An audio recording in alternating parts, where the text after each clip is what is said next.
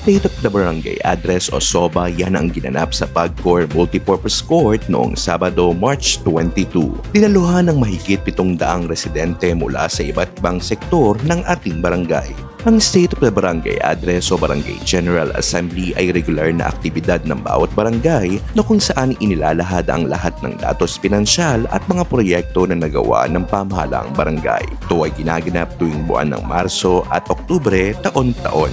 Mula sa Office of the Mayor, dumalo bilang representante ng magkatuwang sa serbisyo, Mayor Arthur B. Robes at Congresswoman Florida P. Robes, si Chief of Staff Attorney Juan Miguel Perez San Pedro na nagbigay ng kanyang mensahe. Talagang iba po talaga pala pag ina, pag babae.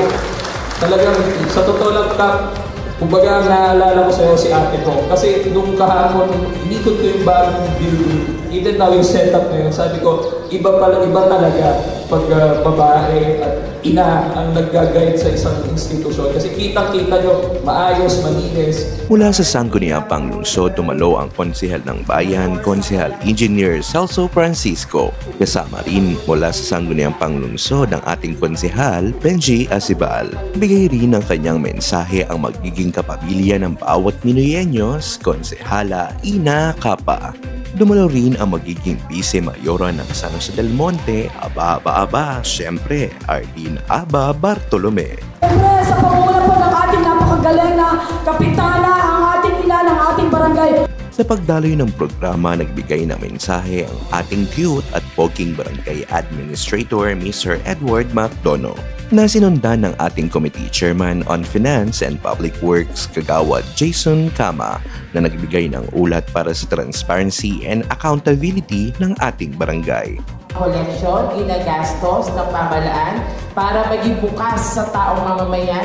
Nag-ulat rin ang kalihim ng ating barangay, Ms. Erica Cabilig, para sa mga datos ng populasyon at iba pa.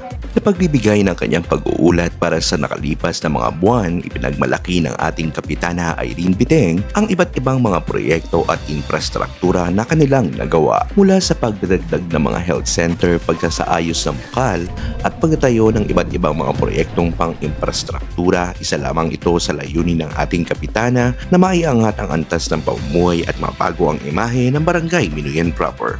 Nagbigay rin ng kanilang pag-uulat ang Sangguniang Kabataan ng Barangay Minuyan Proper sa pangunguna ni SK Chairwoman Kayla Martin Bacaron. Dito inilahad ni Mark Alcaide ang mga datos para sa mga proyekto at pinagkagastusan ng Sangguniang Kabataan. Kaya asahan pa ang iba't ibang mga proyekto at mga programa na hatid ng pamahalang barangay sa pangunguna ng ating Kapitana Irene Biteng at ng Sangguniang Barangay. Dahil naniniwala ang pamahalang barangay na ang pagbibigay ng maayos na serbisyo ay dapat ramdam at diretso sa tao. Para sa Barangay Minuyan Proper, ako po si Darren Bantayan, Barangay Public Information Office. Maraming salamat po.